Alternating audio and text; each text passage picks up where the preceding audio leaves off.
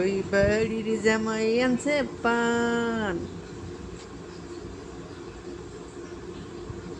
আমি কেমন জামার হাতে দিলাম বেটি আমারে, আমার জামাই আনে না জিলাপি আর পান। এটা একটা বাস্তব কথা কি, জামাই যদি হাজার খারাপও হয়, তো শাশুড়ি কোনো সময় কয় না যে আমার জামাইটা খারাপ, বুঝছেন?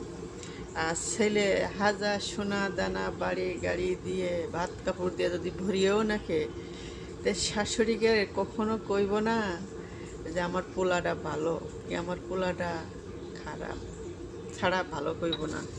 একদিন যদি খোঁজ না নেয়, টাকা পয়সা না দেয়, তো এই ছেলের মানে মাগে মুখির দ্বারে তাকান যায় না।